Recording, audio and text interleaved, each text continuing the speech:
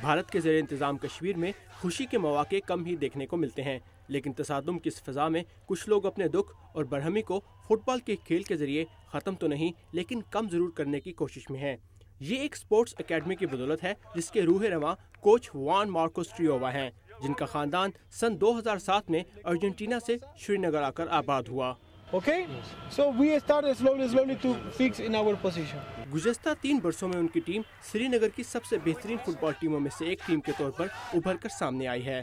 We have seen in specific players. ہم نے کچھ کھلاڑیوں کی زندگیوں میں بہت مثبت تبدیلیاں دیکھی۔ وہ سڑکوں پر احتجاج کرتے تھے لیکن فٹ بال کھیلنے کے باعث ان میں آگے بڑھنے کا، ملک سے باہر جا کر کھیلنے اور پاسپورٹ حاصل کرنے کا شوق پیدا ہوا۔ Very much and they have left all that activities. اور کشمیر میں یہ سب حاصل کرنا مشکل کام بھی ہے۔ پچھلے سال ٹیم کے کھلاڑی بشارت بشیر بابا اور 2 دوسرے کھلاڑیوں کو برازیل کی مشہور ٹیم سانٹوس فٹ بال کلب کے ساتھ جا کر ٹریننگ کرنے کا موقع ملا، لیکن بشارت کے خاندان کا ماضی اس میں مسئلہ بن گیا۔ متعلقہ حکام نے مجھے بتایا کہ میں پاسپورٹ حاصل نہیں کر سکتا۔ میں نے اپنے والد سے پوچھا تو انہوں نے مجھے بتایا کہ وہ ماضی میں عسکریت پسندوں کے ساتھ کام کرتے رہے ہیں۔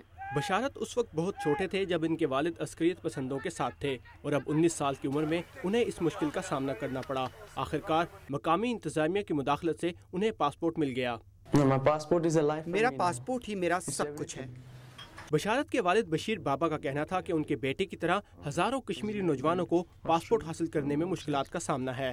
60,000 cases like Basha are passport office میں 60,000 ایسے کیسز ہیں اور کوئی ان پر توجہ نہیں دیتا۔ ان نوجوانوں کا مستقبل تاریک ہو رہا ہے۔ وائس آف امریکہ نے مقامی عہدیداروں سے اس سلسلے میں بات کرنا چاہی لیکن انہوں نے کوئی جواب نہیں دیا، جبکہ کوچ مارکوس اپنے کھلاڑیوں کے مستقبل کے بارے میں پر امید ہیں۔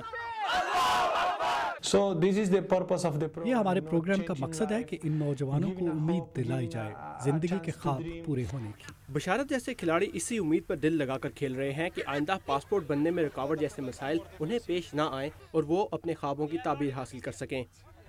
ربیکہ بارلی کے ساتھ ثاقب الاسلام، اردو VOA۔